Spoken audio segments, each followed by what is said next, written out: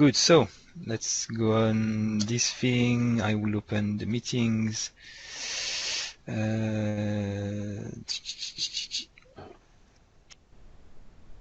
So the page is 10, 20, 2015. So we will have status. We'll talk about elections.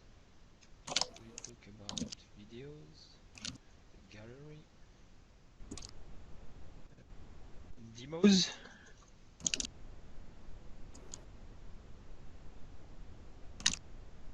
Okay, gallery then, if there is no one. Status. We have a release.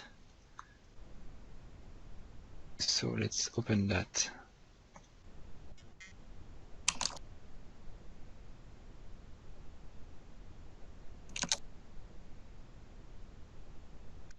We have the release, we have the Azure AD thing, get an update because Jameson W something crap. Wesley, I know it was W, I could not remember your name, sorry Wesley. And Jamie, not James. Ah, oh, I'm so bad.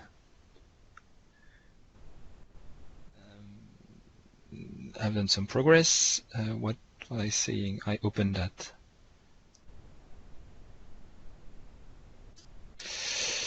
.19x some progress. So I shipped 192, which was merged in master. Master was tagged with 192 here, you see. So 192 merged to master. Master tagged with 192. The branch 192 will be deleted. It's currently closed in GitHub. It will be deleted because we have tagged 192 to master. It has been merged back to 19x, which is the next short cycle, if any, which has been merged also to dev. Okay. So we are up to date. I updated all the sites. 92. This morning I discovered actually that the advisory page, the one that you see in the dashboard, was not mentioning 192 but 191, even though the links and content were correct to 192, so I fixed it. So if I follow the link, release notes, copy paste as usual with the list of features, improvement and bugs. So new feature in this release, which is new for a short cycle release, but this is how we change things. The new manage own permission, a way to debug cloud service locally. So this is me, this is Matt, this is the Kudu deployment script, so I hope you will use it a lot. This means that from an Azure website, you can point directly to an orchard repository, your fork or the official one, and it will deploy automatically. Layout management version, owned by me listing, improvements, item edit link, removing dependency on IMC, assets.json, which is much better than before and is global, so it won't pollute your modules. New support for watch, removed edit inline. This is a regression, but this is because it never worked, so we removed it. It was adding some confusions. Bugs, too many SQL connection opened, widget localization.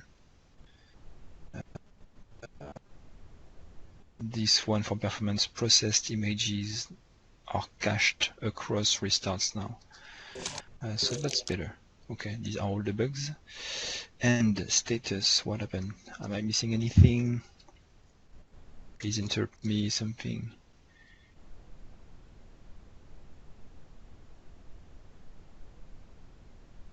Is important. So updates from last week. So part of 192, Gustavo fixed the Azure storage versions. This is for the cloud service. This is an error from Gustavo also in 192. This is an improvement on the command line from Matthew. Sure, I got it, you see, before you, sorry. Matthew, about improving the command line. When you ask for help, you don't have to mention which command. You can just say, well, which subcommand, because a command is the command plus the verb, like user list. Now you can say help user, and it will give you everything. It was an obvious improvement, but we just needed someone to do it. Well, I mean obvious. It's obvious that everyone will like it. This is Ryan fixing more than just that. There was two. Oh, it was he was fixing the improving the validation, and then a comment was please use permalink instead of display alias. This is my stuff at Harvest. Same thing, merge these, merges, the manage all attribute feature, this is merged in master. Then new stuff which is not released but in 19x. We have content picker multi-select, so you can select multiple items from the content picker.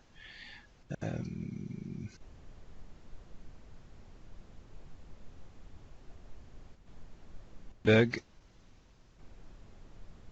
CSS improvements on the admin screen for the modules page, features page. Matthew, while you're here, this is how a message should look like. Okay, yeah. And not close 5908. It will just spare me a few minutes every time I pull your pull requests. But I prefer you have pull requests with bad messages than no pull request. Fixed T in validation rules. So yeah, we had issues with the usage of T in validation rules because the T was applied on a value coming from the database. And after tokenization, which means it was useless to use a T because the value will change for every different token value. But we agreed on the solution with Sipke on the pull request itself. Yeah, this one didn't make it for 192. This was applied directly to 192, but it was a dead branch, so I copied the fix to 19x. This is targeting the correct framework when you code gen a module, otherwise it won't build and you will wonder why for like 2 days. And when you find the issue, it's like obvious. But yeah, this is a sad one, but too late. This is a merge to dev. Fixing build because I broke the build with the merge. Another fix round 2, and there will be a round 3, I think, at some point. Fix removing a dependency which is useless from recipes. Small change, refactoring count 20. Same thing. This is fixing the fact that you can't remove a tag if it's the latest on the list. I think using the autocomplete feature that was added recently on dev. Merge, this is fixing the CSS for the warning message, not the text. And this is the merge of the pull request. Done. Any questions? So good work. Lots of work. Yes, so I will mention that.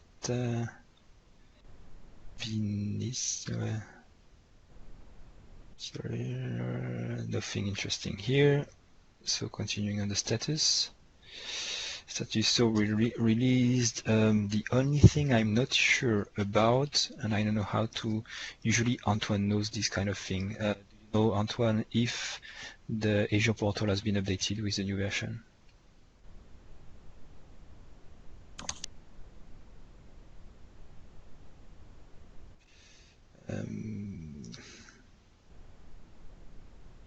Maybe here. Get web apps. Get web apps.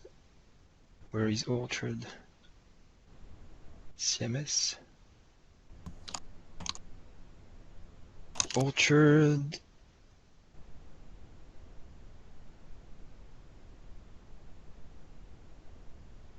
.191 still. So they haven't updated. Who gave us just 3 stars?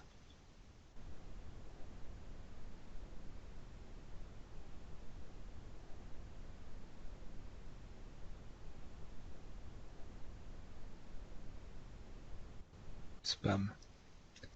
Okay. Release, what else? I tweeted about it. Okay, good. We are done with that. Status on Azure AD, so GitHub. And it must be something like radio. Okay, this is the one. So Jamie and Wesley fixed all the open issues. The only missing one is a feature, which is group management synchronization. So because you don't have time to do that, if anyone wants to work on that, feel free to help. The idea is just when you log in for the first time, we should read into Azure AD to match all the roles, the local roles. This is the only thing left to do in order to merge it in core.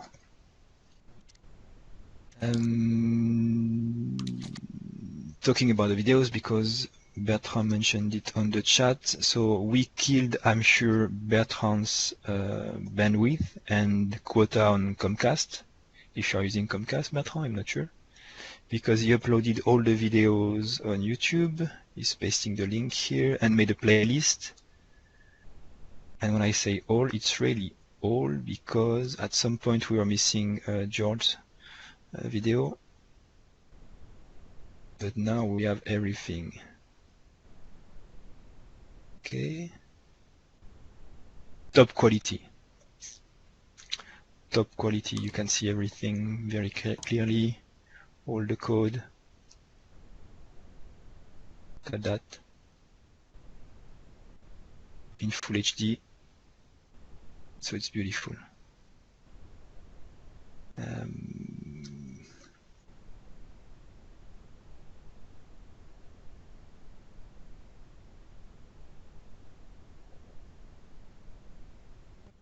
No, you look nice, George.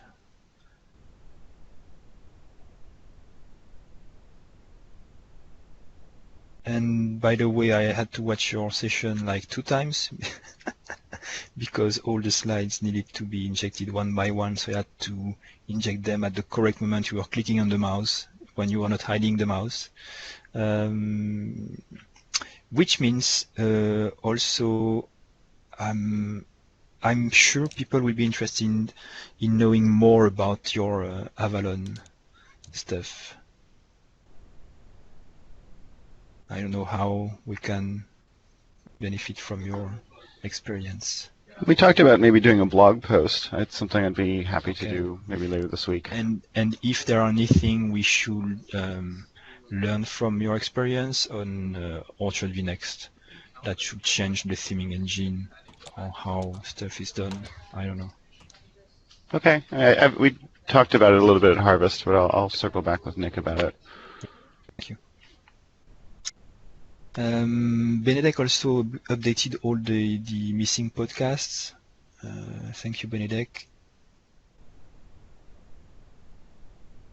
Oh yeah, good. Sure. Actually, I think you have the recording for last week. Can you please send me that one, because it's still missing? Thanks. And I'm recording this one, so we're on track now. Thank you. Thanks. Elections. I have that ready. Where is that? Here. Elections. I have the 2 posts ready. I already know this is from last year, just to remember how to format it. So this is the post I'm about to release.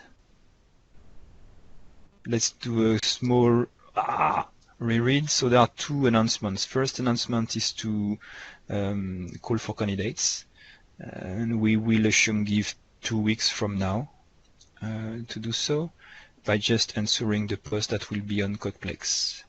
And then in 2 weeks we'll have 2 more weeks to actually vote. And so publish the message on Discord. So you can vote if you publish the message on discussion forum. Codeplex commented a work item, commented a pull request, made some documentation, attended the Harvest conference. And to vote, we will send an email to whoever wants to be. That should say issues now, shouldn't it? Not work item. Sorry? I should say issues now, not work item, because we don't really call them work items in GitHub. Probably. Published or commented an issue. Documentation, everything is still valid. Discussion forum. We also have a Gitter room.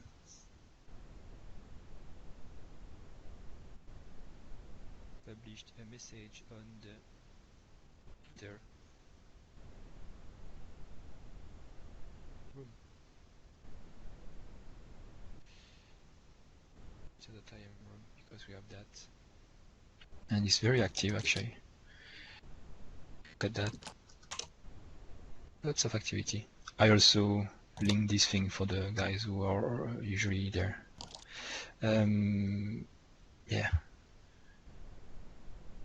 There is also one for Brochard. Nick created it like a few days ago. Still new but very useful if you want to have quick answers instead of waiting like 24 hours to have an answer because of time zone. How to vote? Yeah, so this thing, I will create it after the meeting, okay?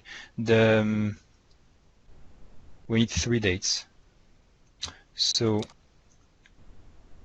we need an enlist start, which is today. Today is October 20th.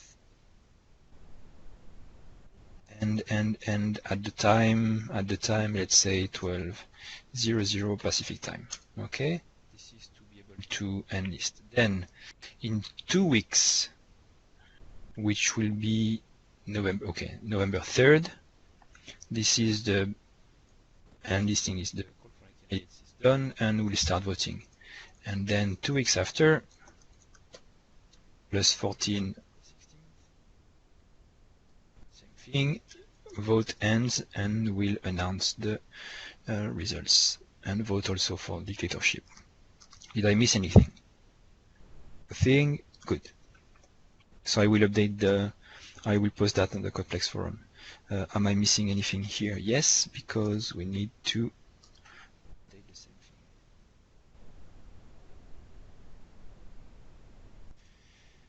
thing. But we can review it in 2 weeks. Questions on the elections?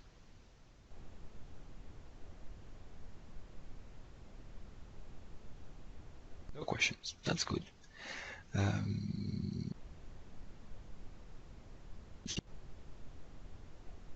Good attendance. Thank you. So next, demos. Where is it? Here.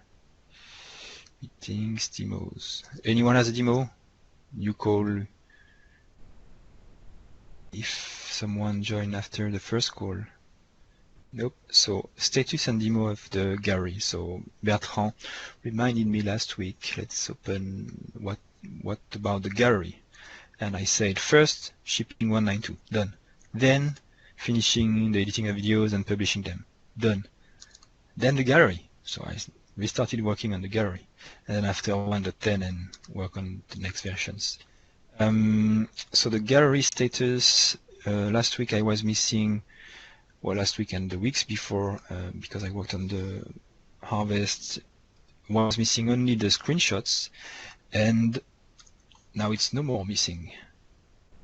So this is the gallery in its current state, current meaning next.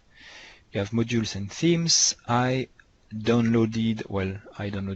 migrated all the packages and package versions last month, so it was done, but yesterday I migrated also the icons when they are there and the screenshots for every module and theme, and it's been downloaded and updated here. So how they will look like is, let me show you. If I take a theme.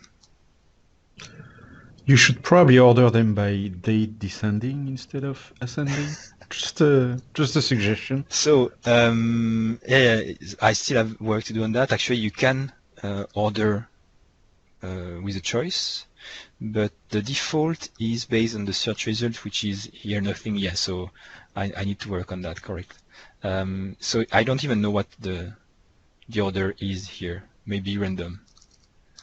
If you do a search though, like let's say SEO, it will be ordered by relevance, which is much better than anything. See how relevant is that?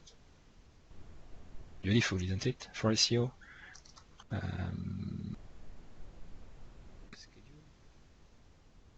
Boom, beautiful. But correct, if you have no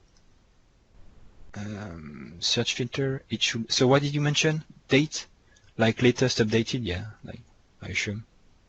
Descending. Yep. Okay. Maybe it's actually the opposite. Maybe it's actually yeah. The maps module It's one of the is first. the oldest module in the database. Same thing like this. You see all these things that might explain why they're okay. Yeah, interesting. I will look at the source code. Is there a way to display what the latest version of Orchard that they run on is? Like, for example... Not yet, but yes, this is one of the goals of the gallery, and I will show you. But so what we need is do it in 2 or 3 steps. I can share that, by the way. It's here, gallery v2. So this is my tasks list, P1, P2, P3. P1, import users, because we want the same users to work on a new gallery. Import package IDs, like package names. Import all the versions. Import the categories, because we have categories on the whole gallery. The tags, and the tags is done too. You can see the tags here. We have import screenshots. Done. Done. Implement OData feed, which means we can query the new gallery using OData because Orchard dashboard needs OData to communicate. Implement search, done. Full text search. Sorting, on downloads I removed it. There is a sort by relevance, but as Bertrand mentioned, descending by default. Something to do. Manage packages, so you can add a package, add a version, define the URL of the package where it's currently located, upload a package file, so this still has to be done, but it will be very easy. Edit version metadata in Markdown, edit the changelog for each version, edit the description of the package also in Markdown, and download statistics. What is that? Oh, yes, the statistics of the so number of. So this is the P1. But as you mentioned, so we can have something working like a MVP, minimum viable product. So this way we have a gallery working, okay? But then what we need to work on is being able to search by categories and search by tags, which is, well, filter maybe, like links, but this is already done. And then compatible Orchard version. So we need to be able to define what Orchard version works with each package version and search by them. Okay, this is I'm a P2, but this is still something we want. And then implement the GitHub connector, because this is also something we wanted in the new gallery. So you can point to a GitHub repository. So the gallery will just be a dictionary, a registry of packages, and they could point to a GitHub repository, and it will compile the package from the GitHub repository. And use the webhook so that when you change your GitHub repository with a specific tag, then we can build a new package for you and extract the metadata like description and changelog and everything. And P3, implement comments and ratings, the ones we already have on V1. But same thing, we prefer to have that before comments and ratings. Do you agree with the schedule? So, and today, this is what we have. And yes, you can already filter by tags. If I click on maps, boom, it works. Beautiful. So I wanted to show you how you manage that. So if I look at, there is one clean theme. I think this is the one I'm looking for. Yeah, this one has multiple screenshots and they work well. So this icon has been downloaded and is hosted locally. As you can see, localhost, boom, boom, with a profile. If I click on the theme title plus version, this is the summary property of the package. I'm building it because there was not such things before. This is the main screenshot, the first one, and you can click on those. So still work in progress. It's not that nice. There can be some improvement, I agree, but at least we have the screenshots and we can see them like this. And the text from the package itself, and you can see all the versions on the right. No license information. You can download the module directly from download link, and if you're authenticated and you can edit this package, here I'm admin, you can just click on delete to go directly to the edit form. Questions?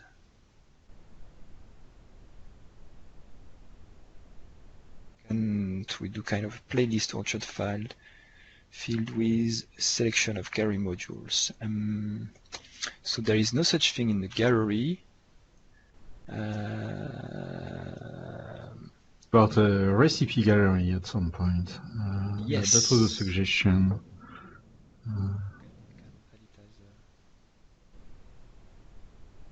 Let me see. IDs. Recipe gallery. So this will solve the issue because your recipe could be a playlist. It's even better than a playlist.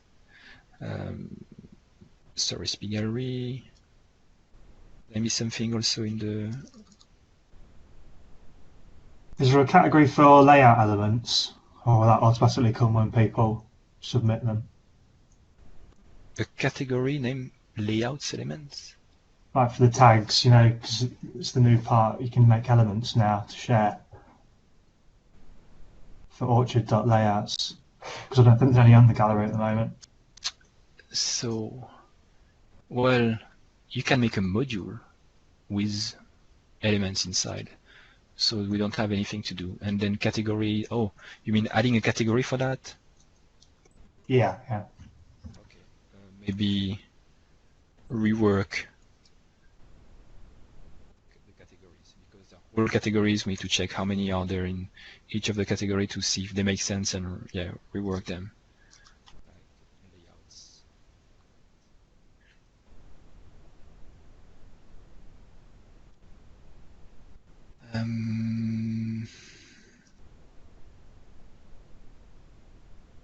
And we surely will make a bootstrap category in the theme. Okay, good. Please interrupt me if you got something. So this is how you edit a package. The description in Markdown. Everything is imported from the current gallery. Okay. The screenshots have been imported from the current gallery, 3 of them. The icon has also been imported, and more than that, not just from the gallery, but from anywhere it was, because you could point to an external icon before. I prefer now to host them. So they have been copied in the media. I prefer to host them so that all the links can use HTTPS, and there won't be a mixed content warning. Another good reason to do that is that if you won't have any broken images. Yes, also because when I imported, there were lots of broken images. Is it something you've planned to do to instead of showing the icon in lists for themes, showing the first screenshot? We can do that. Icon for our theme is not very useful. Yeah, I understand. We could do that. So we can even do better. So let's look at what WordPress does. I think they do it better. WordPress themes. So they have, this is the page for plugins modules. You see it's the icon and a card with the description and everything, the rating, kind of what we have, but we have it, the summary line by line. Okay. But for the themes, it's a different view. It's just the screenshot, because this is what you care of. And when you click, you can have the big screenshot, not multiple screenshots, just one, which is weird, and more detail. Preview. Yeah, preview is. Oh yeah, right. Yeah, Oh. I'm stupid. I thought it was like creating a new website with the theme. That's better, actually.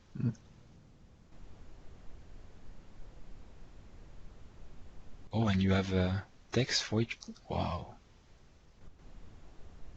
Well, we can do that. Oh no, this is the text for the theme. And then can we? No, you see, it's more than a screenshot. It's really some site, some HTML. Or preview. So that's kind of dangerous, but it's pretty cool. We could have this. Well, at least we can display the. Yeah, it could be optional. An optional link on the theme if you want to point to an existing website. But same thing, we already have that. So. Yeah, so just to mention, as you said, we don't want the icon, so maybe we should do it like they do with the thumbnail view, like this. Might be better. But we could still use the icon. The icon, no, I'm not sure. I mean, in terms of data, semantic, this could still be the icon and screenshots will be the. So if you want to use a screenshot for the icon, let's use that. Right?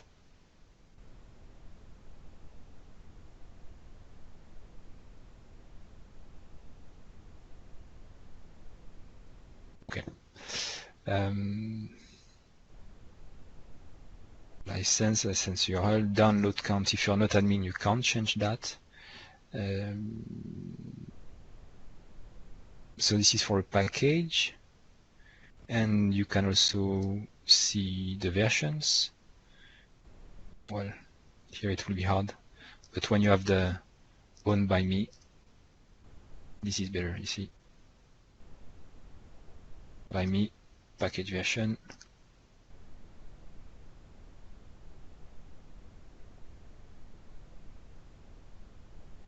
The difference is that you define for which the owner of the package version, which is a package, the version of the package version, where is the package, until we have the GitHub integration.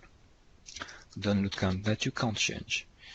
I can change it. And questions?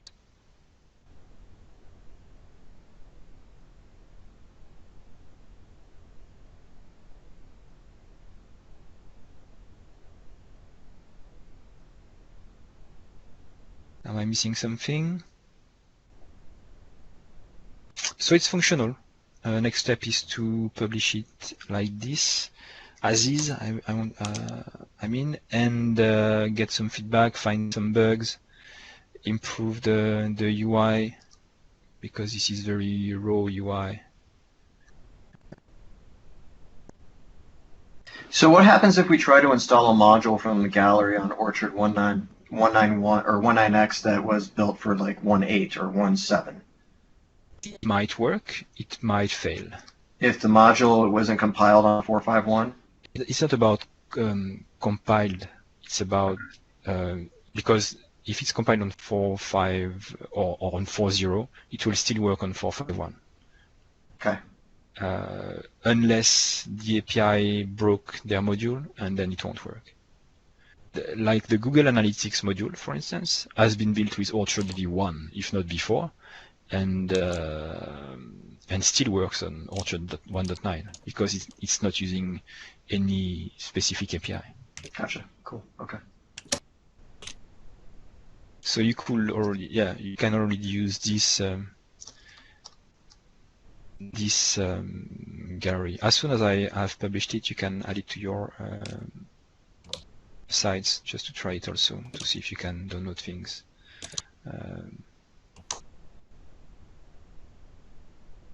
It's also currently on a fork I own, so I will migrate them to the Orchard CMS org on GitHub and make them some modules and also add them to a gallery. So that people can contribute to that. It's very simple code. It's crazy. There's nothing inside.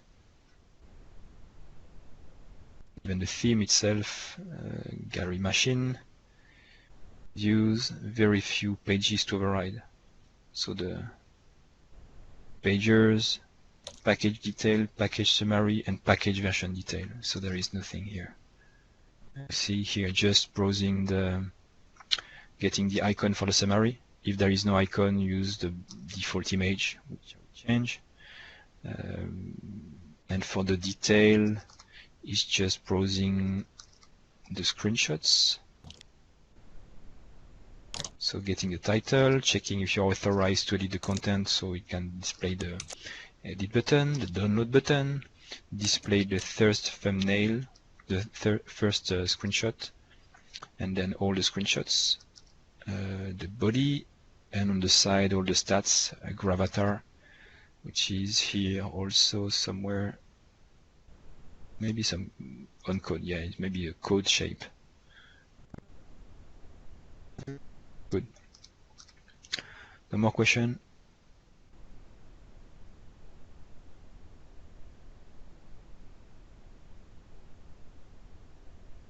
I don't get mentioned the one with translations.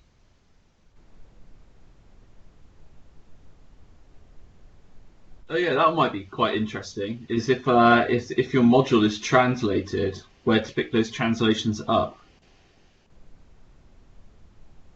Like a translations link or something like that? It might be interesting. Yeah, how does it work, Benedict? I'm not quite sure how the crowding API supports. If you can check if there's a file in the system, but I'm sure we can work something out regarding that. I don't. We currently have a list. I think. No, we don't have a list for the translated modules now, but I think we can generate one. We only have the language specific packages. So this is a link. Yeah, the first modules. Yeah, the first column is for the Orchard source. The other one is for the gallery. Okay, so you just download everything. Right. So yeah, right now when you pick a language, you're downloading all the modules. So I will assume that's up to you to pick the modules you want.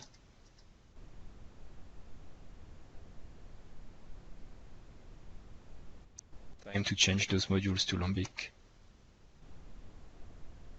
It's a lot of work. There are more important things. Okay. And it's just a name.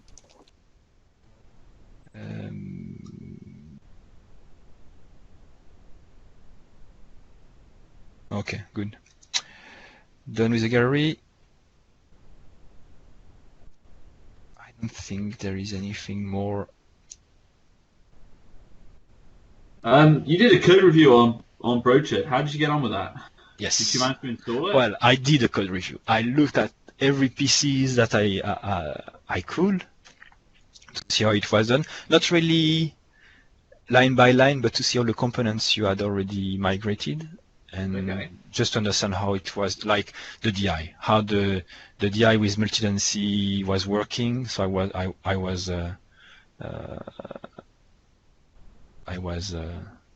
not worried. I was intrigued how it could work with all the limitations I know they have, and I also talked to them after. So yeah, because Nick sent an email asking for some updates on the DI in ASP.NET, and so I talked to them just after that. After I answered to see what was actually their the reason why they had this abstraction. If they wanted to abstract DIs because they wanted people to be able to switch the DI system, or if they wanted to abstract it to just define what they required. So I looked at your implementation, and I still have questions on the routing because I'm not very familiar with the iRouter that they have and what it can do, what it's supposed to do, because it was a big performance issue in Orchard V1. It's still, we have a big hack in Orchard to support the many routes that we might have in Orchard. Many routes meaning because we are multi-tenant, every route that a module is defining will be duplicated for all the tenants. So in the case of Weblogs ASP.NET, there are 800 tenants. If you have 50 routes, it means 4,000 routes in the dictionary, if not 40,000 routes in the dictionary.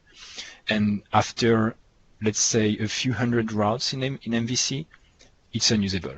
Every time you would render a link or look up for a link, it will take 1 second. So so that's slightly different. I think in vNext, you have the routers per tenant. So you don't, although you don't have 4,000 in one big dictionary and split up per tenant, you have them split. You have separate dictionaries per tenant, which is slightly different. Yeah, so I'm looking at what were the issues in Orchard 1.0 just to ensure that these issues are fixed in ASP.NET 5. Yeah, or totally. To see how we should fix it. If we have to ask them, so okay, this is how we did that in V1, what should we do in V2? Routing's an interesting one because it goes through middleware. Yeah. That was one of the first things I think I wrote. So that is a very interesting use case to actually look at first to see whether I've got that right. Yeah, so I also saw the running shell table that you didn't use. This is when I look at routing, but in the meantime, you implemented it, so that's good. Multi-tenancy, very little. So DI, and what you do seems very right and good, meaning you are creating a new service provider per tenant, which will be mapped to the parent service provider for ASP.NET MVC. Yeah. I haven't reviewed it with the ASP.NET team, but it looks like the good solution for me. At the same time, I know that the ASP.NET team is looking into multi-tenancy very actively to see what users want and what they can do and what they support or not support. And what else did I look at? So I was thinking about the whole DI story, and I think the only place that we need to plug a custom DI in is, and custom, when I mention custom, I mean like AutoFac or Dry IOC or whatever, is actually at the request service level and not at the application service level. So I don't think that we need to go full hog. I think we just need to plug it in one particular area, and that's the request services for a user. I also looked at the data package, and that needs some improvement. And how fun it is to see that you are trying to rewrite SQL, but differently. But it's exactly the same thing. When I see your map, your reduce functions and everything. And I've looked also at the state of Dapper on Core CLR, and I've wondered also all the limitations we could have. So at some point, for instance, again, very simple questions and you can answer. In Orchard V1, it's completely modular. Any driver can take part into the validation of the form, for instance. Yeah. There are events which can also invalidate stuff during a request. So we use transactions a lot. We really depend on transactions. Yeah. Do we So want... I'm thinking the same thing, actually. I think that we still should probably have a transaction manager of sorts, or something that hooks into the request that allows the content store to new up a transaction. I'm not sure. Yes, but even if you say, so it has to be transactional, whatever it is, even if it's our kind of transaction, the system has to be transactional. Absolutely. But then how can we leverage file systems this way? And how does that roll back from a transaction? Like, can you even do that? It's an interesting use case. No, it means we have to implement a transactional file system. And yes. Fuck that, I don't want to have to do it. But, no, absolutely. But I think all we need to do is to expose the fact that the transaction is being rolled back, and then anyone who wants to do it can go so it do just that. has to be extensible this way, but we don't have to implement. That's what exactly. Exactly. I think that's probably the best way that we can do it.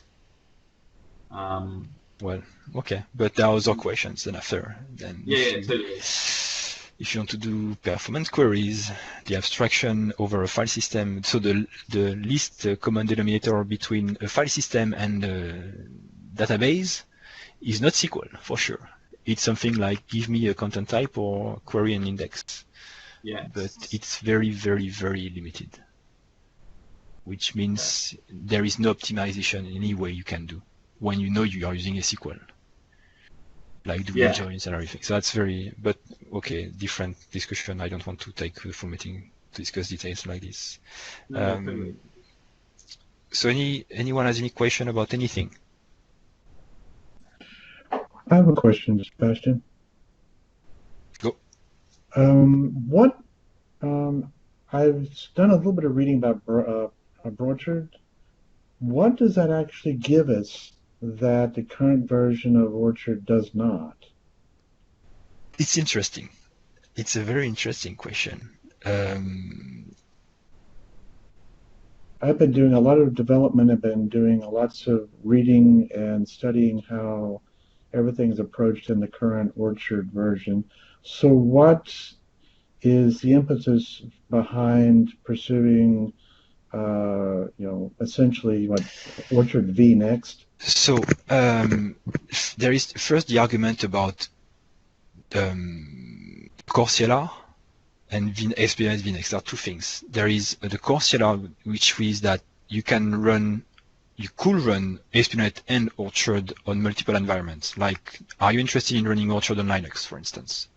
And this will let you do that.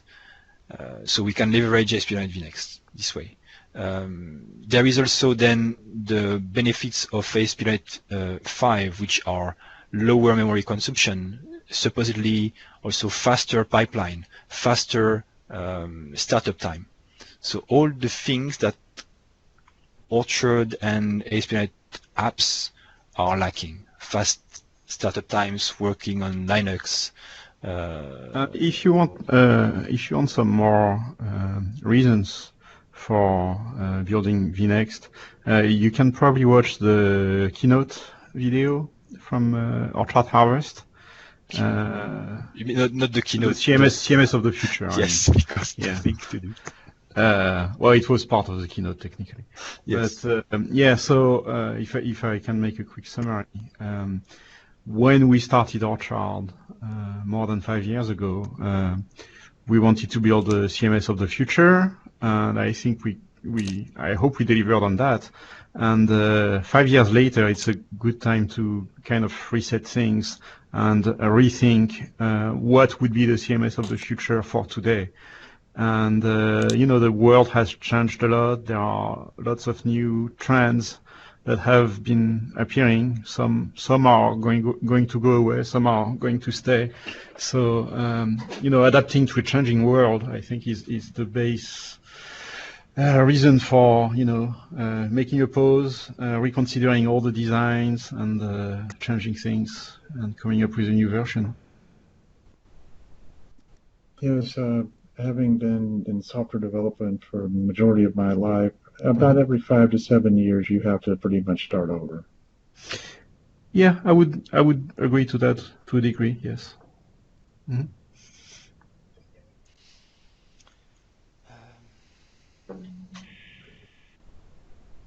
CMS. Future. Video. Linux. OS X. Development. Do you have anything to say about this, About what? Nick? I don't know. So I think one of the things.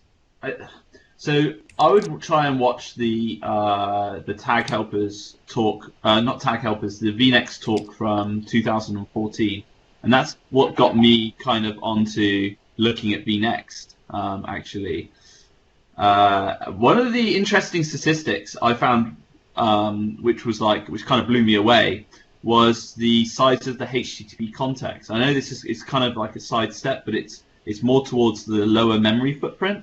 So on every single request that you make to the server, HTTP context gets newed up, and it gets newed up and it creates about 32 kilobytes, I think, in size on the server.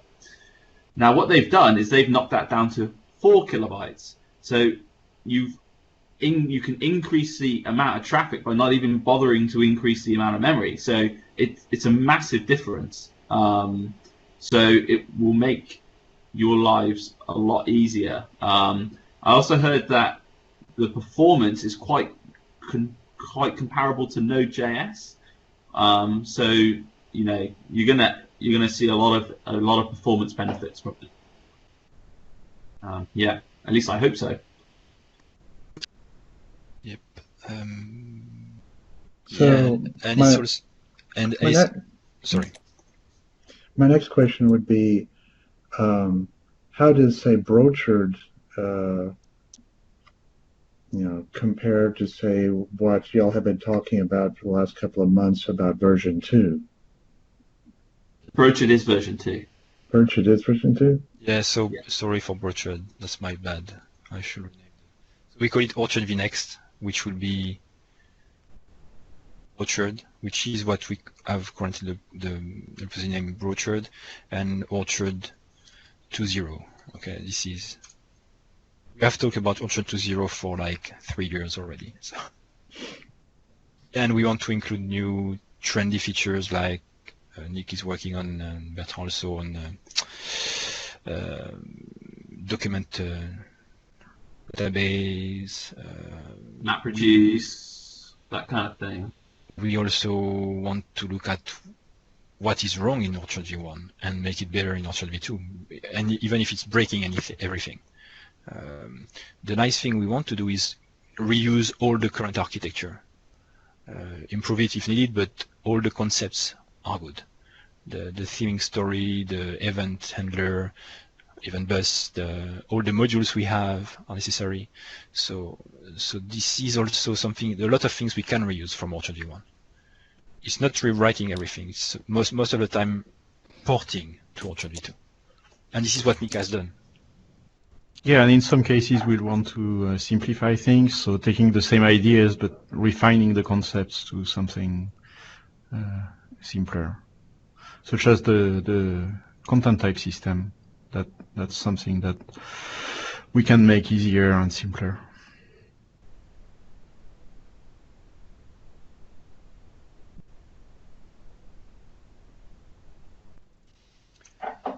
It would also be nice if we could figure out a streamlined way to upgrade the source.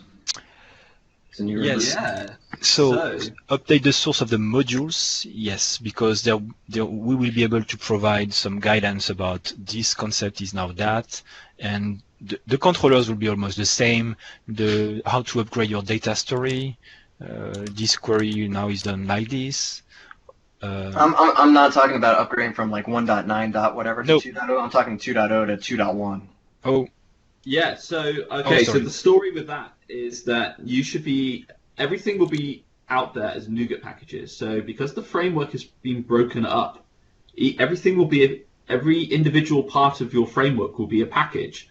So if you only want to update the dependency injection package, then you can do that and not update anything else.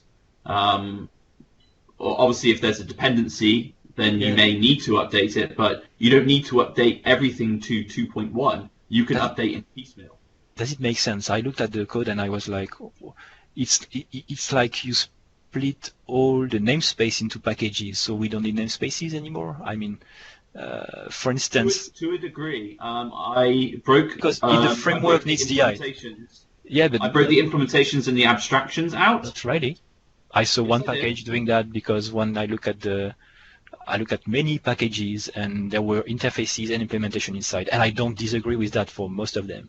So I will not, yeah, and so for instance, the DI. Why would I update the DI package without the framework? Oh, that was only an example.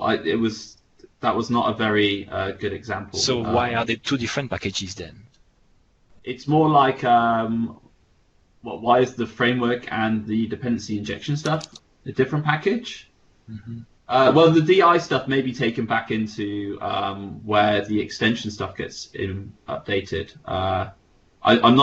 I split that out originally because it made sense. I'm not sure if that's the right thing. I don't know. And I just took an example. It was easier to break things out.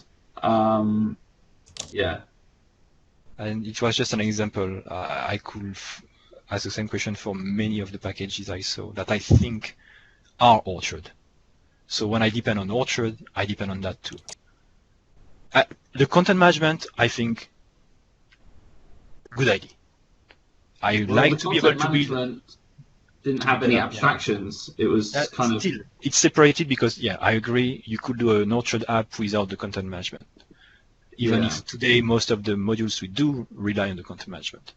But some others, I'm like, why do we do packages? I just want to update Orchard framework containing everything. Well, and the thing is, you can totally do that. That's the amazing thing, right? Is you could update the orchard.hosting.web and it would take the updates from everything else. Okay. So if you want to do that, you actually can, which is great. Remember the effort we did last year? Sipke worked a lot on that, trying to refactor all the modules and some things into one project, so it's faster to build. And I don't know. So that's why I'm wondering, why do we want to break again even more things? Okay, but that's part of. We can talk about that later. But it's a good idea. It's a good thought. Did I miss anything on the chat?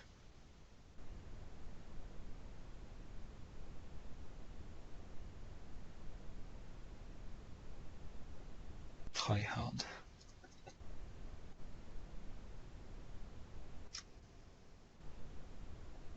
Lucene.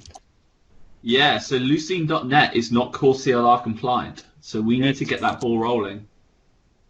I know someone started it, but if we don't get that ball rolling, then that's probably going to block any kind of release unless we move to another search index. Or not be compatible with core CLR. That's not really an option. Okay. I'll follow up with you on that. Okay. This isn't. No. Okay. Any other question? So apparently the focus of the discussions were Orchard v2. That's okay.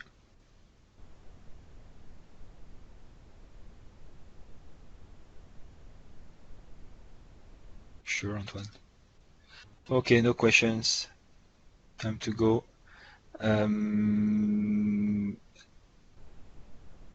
I follow up with the gallery deployment because now it's ready to be deployed for beta testing, and Thursday there is triage. See you on Thursday. Thanks everyone. See you guys. Bye bye. And follow up with also the elections. I'm publishing that this afternoon to enlist for the elections. Thanks. Bye, guys. Bye. Cool. Cheers, guys. Bye, everybody. Cheers.